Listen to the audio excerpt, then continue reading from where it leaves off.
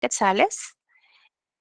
Son dividendos pagados en el año 2021 y pues, oh sorpresa, también los accionistas comunes se pagaron dividendos. Esta información no aparece en el estado de resultados y yo diría que es normal que no aparezca en el estado de resultados. Entonces tiene que aparecer como en una información adicional, algún párrafo, algún lugar en el que se nos haga ver este pago de 70,000 quetzales de dividendos comunes.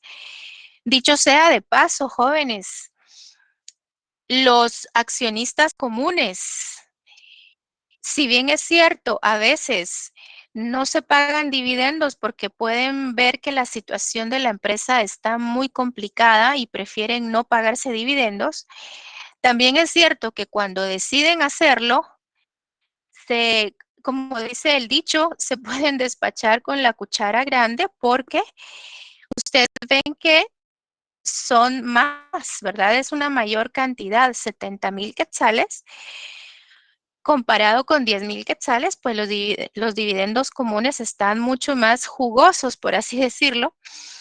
Y es que recuerden que no hay ninguna regla establecida en los títulos de las acciones comunes de cómo se tiene que estar calculando este dividendo cada año. No es como los dividendos preferentes, que ya tienen establecido cierto porcentaje y cierta forma de cálculo. Entonces, los accionistas comunes, que son los verdaderos propietarios del negocio, dice nuestro libro, ellos decidieron ahora, pues, pagarse 70,000 quetzales de dividendos, ¿ok? Bueno, esto me da un total de 80,000 quetzales de dividendos, por lo tanto, yo los tengo que restar de toda esa gran cantidad de ganancias disponibles y me quedan 633,750 quetzales de ganancias acumuladas. Y esta cifra ya es para finalizar el año 2021. Entonces, ¿cuál es el objetivo de este estado de utilidades retenidas?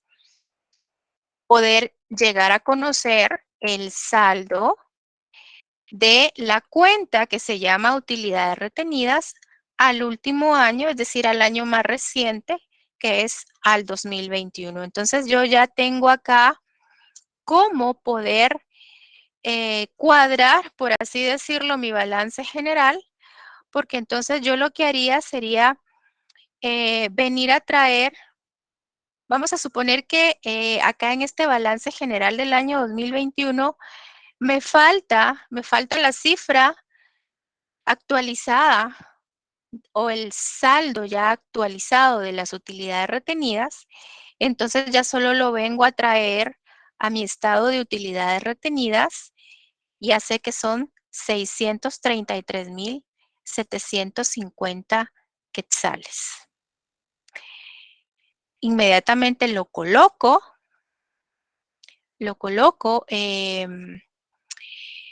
en mi cuenta de utilidades retenidas del año 2021 y ya me tiene que cuadrar mi balance general.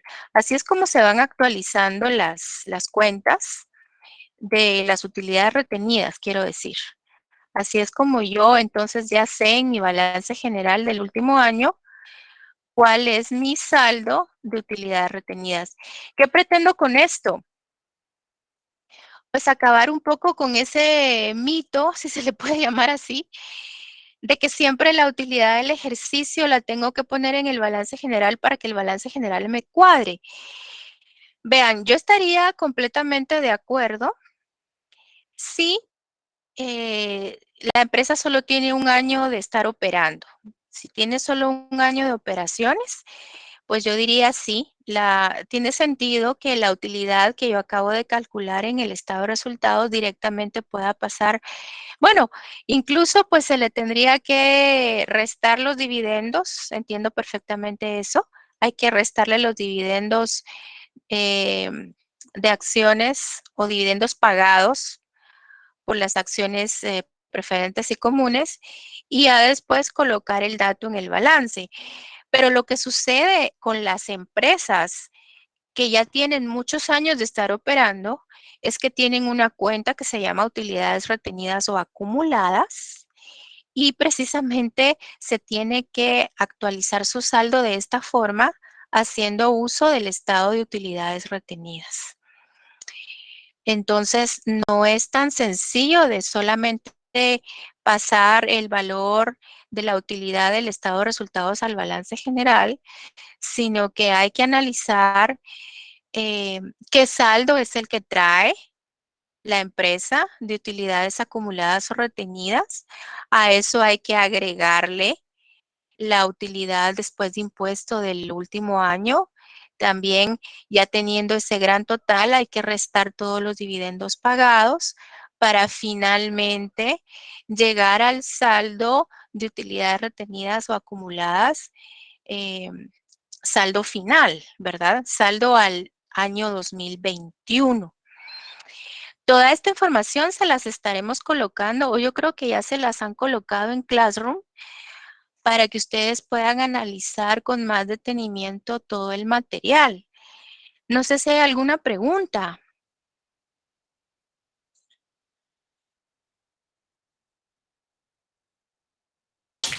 Por el momento no, licenciado. Gracias. Licenciada, solo una consulta. Con Sí, respecto dígame. al estado este que está ahorita, eh, si se hace la comparación en todos los casos vamos a tener que hacerlo del año o siempre es a partir de análisis nada más. A ver si le comprendí. Usted desea saber si siempre lo van a tener que hacer. No siempre. No siempre, porque a veces ya les dan los estados financieros totalmente estructurados. Por ejemplo, imagínense que yo le hubiese presentado mi balance general comparativo de esta manera y yo le digo, este es el balance general de la empresa Berenson. Estas son las cifras al año 2020 y estas son las cifras al año 2021. Y obviamente le voy a dar los balances o el balance comparativo, mejor dicho, cuadrado. Entonces, en ese sentido, usted no tiene ninguna necesidad de hacer estado de utilidades retenidas, ¿verdad? Porque yo ya le di todo estructurado completamente. Ahora, por ejemplo, que yo le diera estructurado el balance general al año 2020 y le diera para hacer información para hacer el estado de resultados del 2021, también le podría pedir que estructure el estado de utilidades retenidas respectivo para que pueda ya proceder a su balance general, a estructurar su balance general del año 2021, ya habiendo hecho el estado de utilidades retenidas, ¿verdad? Pero si no hay necesidad, porque yo todo se lo estoy dando estructurado, pues creo que es mejor, ¿verdad? ¿Saben qué pasa, jóvenes? Para serles muy honesta, que no sé cómo les van a plantear los exámenes. En todos los años que tengo de docencia, han habido veces en que se les dan las cuentas para que armen los estados financieros y ya después puedan aplicar fórmulas. O a veces se les han dado ya estructurados los estados financieros, solo para que ustedes se pongan a aplicar fórmulas y bueno, también para que hagan más análisis. Entonces, como no tengo certeza, pues yo les explico todo. Bueno, básicamente es como si les estuviera haciendo un recordatorio también de la estructura, porque uno podría también ya asumir de que ustedes conocen estructura, que ya saben la estructura, pero como siempre se nos pueden olvidar algunas cosas, entonces yo estoy haciendo hincapié con estructura. Si de repente hay que hacer el estado de utilidades retenidas porque no viene hecho los informes del año 2021, tal vez solo está el estado de resultados. Esa podría ser otra opción. Solo está hecho el estado de resultados, pero no está el balance general del año 2021. Pues yo diría de que eso podría ameritar que yo haga el estado de utilidades retenidas. Va a depender de la situación. Repito, si esto se les proporciona ya armado, pues no hay ningún problema. ¿Para qué me voy a poner a hacer el estado de utilidades retenidas? En todo caso, siempre hay más de alguien con la curiosidad, porque tengo estudiantes que a veces encuentran ya los estados financieros armados y comparan los saldos de la cuenta de utilidades retenidas y se ponen a hacer ahí sus cálculos, como a verificar. A mí me encanta porque eso quiere decir de que sí tienen la curiosidad de que estén bien hechos, perfecto, de que cuadren bien, perfecto. Pero si ya están armados, no tiene razón de ser hacer el estado de utilidades retenidas. No sé si a eso se refería. Sí, sí, eso era. Les vamos a dar en los laboratorios un laboratorio para que estructuren y ahí sí creo que lo van a necesitar. Van a necesitar este estado de utilidades retenidas. Bueno, me quedan como unos 20 minutitos y para eso pues yo voy a comenzar ya con las fórmulas porque ya es tiempo, ¿verdad? Yo les digo fórmulas pues para darme a entender de una manera sencilla, pero el nombre correcto es razones financieras. Y voy a empezar con algunas fórmulas que se encuentran en la página 72 de mi libro de texto, de nuestro libro de texto. En la página 72, si ustedes fueran tan amables de abrir su libro, van a encontrar, veamos, quiero ver si está la página 72. No las tengo todas aquí a la mano, pero para que ustedes me puedan comprender lo que voy a hacer, les estoy proyectando la página 72. Entonces, aquí en la página 72 comienzan algunos cálculos, como lo es el capital de trabajo operativo neto. Entre paréntesis, es súper necesaria la lectura de este capítulo. Aquí todavía estamos dentro del capítulo, me parece que es el segundo, porque estamos en la parte 1, la empresa y su entorno. Entonces, no, creo que no es todavía el inicio del capítulo 2, pero sí necesito que lean toda esta teoría, porque ya se imaginan ustedes explicar en clase todo lo que dice acá. No me alcanzarían las reuniones, ¿verdad? En todo caso, lo que puedo hacer es solamente extraer lo que me parece más interesante para mencionarlo, pero ustedes se tienen que apoyar en la lectura, definitivamente que sí. Cuando hablamos de capital de trabajo operativo neto, estamos hablando de un cálculo que significa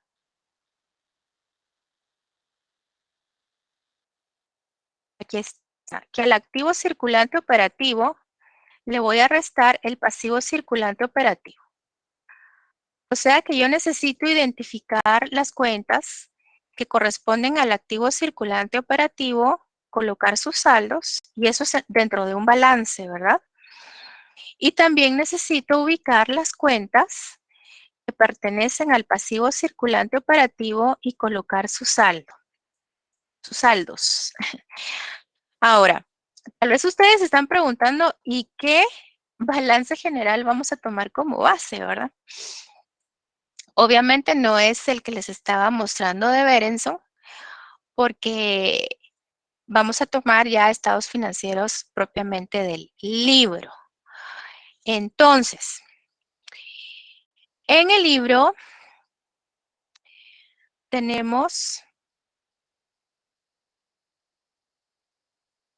un balance general, me voy a adelantar un poquito, perdón que se va a ver muy feo esto, pero tenemos acá en la página, bueno, en la página 63 está el estado de resultados que vamos a tomar de base. Y posteriormente, en la página 105, perdón el gran salto que di, estaba en la 72 y me fui a la 105, ahí está el balance general comparativo. Bueno, resulta que esto es lo que vamos a tomar como base para aplicar esa fórmula y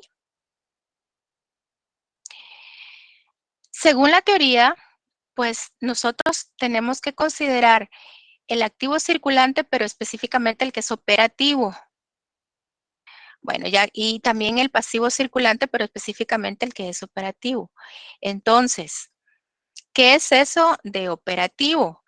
Bueno, en la página 72, y perdonen que me lo lleve otra vez para acá, como estamos empezando a usar el libro, por eso les estoy haciendo esto, les estoy dando estas explicaciones, pero ya después ustedes con su libro en mano, pues se ubicarán en las páginas que sean necesarias, ¿verdad? Entonces yo acá solo les estoy dando un ejemplo de cómo voy a ir usando la información. Cuando hablamos de operativo, nos estamos refiriendo a esas actividades de operación que son normales, que son del giro normal del negocio, a lo que normalmente se dedica la empresa. Entonces, si yo digo activo circulante operativo, me estoy refiriendo a activos de corto plazo que tienen que ver con las operaciones normales del negocio. ¿Y cuáles podrían ser esas operaciones que no sean normales en el negocio? Bueno, por ejemplo, si tenemos valores negociables a corto plazo, eso no es algo habitual o para lo cual fue creado el negocio. Si el negocio pues se dedica a la venta de mercadería, pues no va a estar teniendo como algo habitual o algo normal el tener valores negociables o el comprar valores negociables, porque si bien es cierto, es una situación de inversión, es una opción de inversión, pues no es el motivo fundamental para lo cual fue creada la empresa o el negocio. Entonces, por eso se les llama activos circulantes operativos a los que sí tienen que ver con la naturaleza del negocio y activos circulantes no operativos a los que no tienen nada que ver con lo habitual del negocio. Acá dice una regla general útil, es que si un activo paga intereses, no se tiene que clasificar, no debe clasificarse como un activo operativo. ¿Eso qué significa?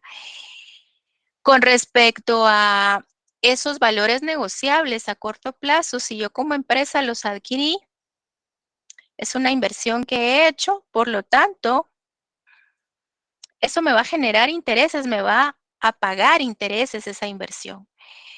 Entonces ahí dice, si el activo me paga intereses, no es un activo operativo. Con respecto al pasivo, de igual manera, los pasivos circulantes operativos son los que sí tienen que ver con el giro normal del negocio y no todos, entonces, no todos los pasivos circulantes son operativos. Por ejemplo, también hay situaciones en las cuales la empresa tiene que pagar intereses a corto plazo y se los coloqué aquí en un color como verde. La regla general es que si un pasivo causa intereses, no es un pasivo operativo.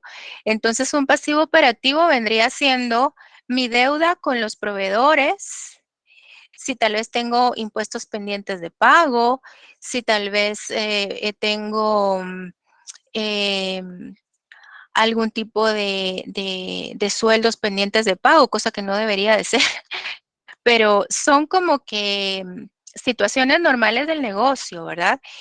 Pero si, por ejemplo, hay una cuenta dentro de mi pasivo a corto plazo por la cual yo tengo que estarle pagando intereses a alguien, Tal vez yo tuve que firmar un documento y entonces ese documento por pagar implica que yo le pague intereses a una persona, ya no es un pasivo operativo porque eso es algo que no tiene que ver con el giro normal del negocio, no, ni siquiera es una deuda comercial, no es una deuda por comprar mercadería o por comprar materia prima.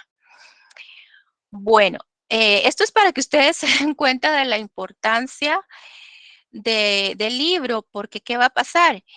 Que yo no voy a poder ser tan amplia con las explicaciones cuando yo esté haciendo estos cálculos, porque son aproximadamente unas 28 fórmulas. Calculo de 28 a 30 fórmulas. Entonces, por eso les pido su ayuda en esta noche, para que me hagan el gran favor de leer y de poder entonces apoyarnos con la lectura para las explicaciones de las razones financieras. Porque obviamente yo no puedo solamente colocar una respuesta numérica en un examen. Me va a pedir una explicación. Por lo tanto, no solamente va a ser suficiente con calcularlo, el resultado, sino que también hay que explicar su significado. Con respecto a esto, hay 3 cuentas bien identificadas como cuentas del circulante operativas, efectivo, cuentas por cobrar e inventarios. Y por otro lado, hay 2 cuentas bien identificadas que pertenecen al pasivo circulante operativo, que son las cuentas por pagar, que también se les llama proveedores, y los gastos devengados. Por lo tanto, yo tengo que ir a buscar a mi balance general. De hecho, en mi balance general las identifiqué. Así que yo les dije que en la página 105 están ya muy bien identificadas. Aquí ven, cabalmente. Dándole un vistazo al balance, jóvenes. ¿Por qué dije que 3? Dije que 3 cuentas porque está dentro del activo a corto plazo el efectivo y equivalentes. Las inversiones a corto plazo no, porque me pagan intereses. Están las cuentas por cobrar y están los inventarios. Y allí ya tengo un total de activo circulante. Por lo tanto, es el efectivo y equivalentes, las inversiones a corto plazo, no, perdón, efectivo y equivalente, las cuentas por cobrar y los inventarios. Las inversiones a corto plazo no se colocarían. Y en el pasivo a corto plazo, que sea específicamente operativo, tenemos las cuentas por pagar y los gastos acumulados. La cuenta documentos por pagar, no, esa no se toma en cuenta porque esa paga intereses. Nosotros tendríamos que pagarle intereses a quien posee un documento que nosotros le firmamos, o sea, es un documento que nuestros acreedores tienen a su favor. Entonces, los documentos por pagar no se toman en cuenta, pero estarían las cuentas por pagar y los gastos acumulados incluidos. Los gastos acumulados, jóvenes, me han preguntado muchas veces qué significan, porque si se llaman gastos están dentro del pasivo. Bueno, gastos acumulados es otro nombre que se le da a todas aquellas cuentas que están pendientes de pago. Entonces, si ustedes leen gastos acumulados, es como que dijera que se han acumulado cuentas que no hemos pagado, que están pendientes de que las cancelemos. Y por eso es un pasivo y es un pasivo a corto plazo porque está dentro del circulante. ¿Qué cifras voy a tomar? Bueno, del efectivo y equivalentes, aquí hay 50 millones de dólares. De las cuentas por cobrar, aquí hay 500 millones de dólares. Y de los inventarios hay 1,000 millones de dólares. Esas 3 cifras, esas 3 cuentas, mejor dicho, con sus saldos, las voy a tomar como activo circulante operativo Y del pasivo circulante operativo tomaré los 200 millones de dólares de las cuentas por pagar y los 300 millones de dólares de los gastos acumulados. En las siguientes reuniones no puedo ser así tan explícita con las páginas del libro, solamente acá lo estoy haciendo así para que ustedes comprendan cómo voy usando el libro. Yo diría que después únicamente diré página 73, página 85 y así voy a ir indicando el número de página. Ustedes ya se dieron cuenta en dónde están los estados financieros y ustedes me ayudarán a colocar las cantidades que sean necesarias en el Excel para ir haciendo los cálculos. Entonces, les había hablado de 50 millones de efectivo, 500 millones de cuentas por cobrar y 1,000 millones de inventarios. Esa suma me da 1,550 millones de dólares. De lo que viene siendo el pasivo circulante operativo, les había hablado de 200 millones de las cuentas por pagar y 300 millones de los gastos de vengados o cuentas pendientes de pago a corto plazo. Y pues la suma me da los 500 millones de dólares. Así que si yo hago la resta, lo que obtengo son 1,050 millones de dólares. Ahora aquí, lo más importante es el significado que le voy a dar a los 1,050 millones de dólares. Voy a decir que viene siendo ese capital que ya me queda como un sobrante, se podría decir, después de después de haberme responsabilizado de esas cuentas a corto plazo que están dentro de mi pasivo. Entonces, me queda ese sobrante de 1,050 millones de dólares. Hagan de cuenta que con mi efectivo, mis cuentas por cobrar y mis inventarios, yo estoy cubriendo mis cuentas por pagar y mis gastos de vengados y todavía me quedan 1,050 millones de dólares para poder operar o para poder trabajar. Así que esto es un capital, como dice el título, un capital de trabajo operativo neto. Así que como solo me quedan 4 minutos para terminar, pues quisiera que me dijeran si hay alguna inquietud o alguna pregunta antes de seguir avanzando. Y disculpe, así como ahorita nos dio varias cuentas del activo circulante y del pasivo circulante operativo, pero me imagino que ha de haber más a veces, ¿verdad, Lick? No solo son esas. Sí, tiene toda la razón. Me gusta su pregunta. Es cierto, uno lo que tiene que hacer es identificar, vea, esas inversiones a corto plazo que puedan estar dentro del activo son las que se tienen que dejar fuera. Se pueden llamar valores negociables a corto plazo o inversiones a corto plazo, o se pueden llamar también documentos negociables a corto plazo. Bueno, hay tantas formas de llamar a esas inversiones que están al corto plazo y que no tienen nada que ver con el giro normal del negocio. Dentro del pasivo, pues serían esas deudas a corto plazo, que se pueden llamar documentos por pagar al corto plazo, podrían llamarse pagarés al corto plazo. También se puede llamar deuda a corto plazo, porque así también hay una cuenta. Entonces, sería de identificar cuentas que generan intereses, son las que se excluyen tanto del activo a corto plazo como del pasivo a corto plazo. Usted enfóquese más en las que tiene que excluir.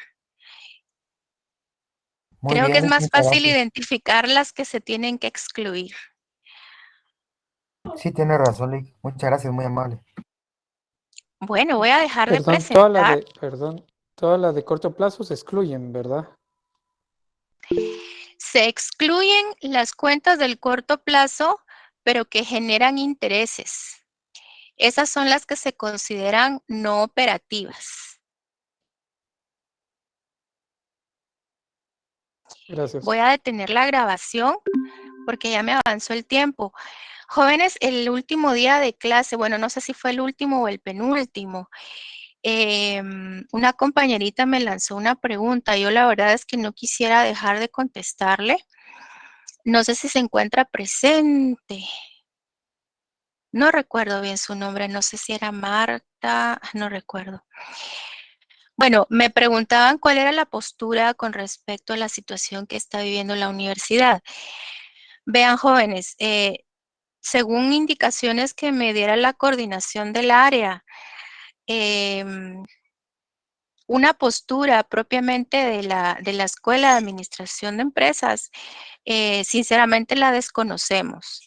Todavía no estamos informados de alguna postura oficial con respecto a la situación que está viviendo la universidad. La postura del área, pues, es lamentar los acontecimientos, ¿verdad? Porque sí sentimos de que es algo muy triste que afecta a la universidad, pero nosotros no podemos hacer un paro. Yo creo que a eso iba la compañera que me preguntaba si en algún momento vamos a hacer un paro. Únicamente si fuese promovido por el sindicato. Ahí sí tendríamos nosotros que participar, porque si lo hacemos de una manera unilateral, como ustedes comprenderán, es prohibido y nos pueden sancionar. Entonces, con respecto a lo que es un paro, únicamente si es promovido, si es convocado por el sindicato, ¿verdad? Les hago esta aclaración, les doy esta respuesta porque me hicieron la pregunta al último día de clases y por cuestiones de tiempo ya no les pude contestar. Así que vamos a continuar con el análisis y los cálculos el día jueves. Que tengan una feliz noche. A computadora me están preguntando si pueden hacer la tarea. Me parece que no, ¿verdad, Afner? Si fueras tan amable de responderle en el chat a Diego Melgar. Está bien, licencia. Fíjate, Diego, que, bueno, tal vez para darles un poco de información ahora, a eso de las 5 publiqué el laboratorio número 1, ya que la mayoría de los grupos ya están conformados, entonces para que lo tomen todos en cuenta, ya está su laboratorio para que lo vean y lo empiecen a trabajar, así como una instrucción muy, muy general ahorita y rápido, es que es individual, a mano, y su coordinador va a ser quien lo suba, ¿verdad? Como hemos trabajado siempre. Respecto a hacer la computadora, no es permitido, ya que a veces pues solo se pasan el archivo y luego ya solo le cambian nombre, algún tipo de forma o algo así. Entonces, por esa misma razón, no es conveniente que sea compu. Lo que podrían hacer es, y que creo que la licenciada ha permitido, es imprimir ese ejercicio, y por ejemplo en el uno que es de clasificación de cuentas, si ustedes escriban ahí la palabra si es del estado de resultado, es una ER, o el balance general es una BG, creo que en ese caso sí podrían ustedes imprimir ese listado de cuentas y ya solo llenarlo a mano, pero que lo marquen a computadora directamente, si no.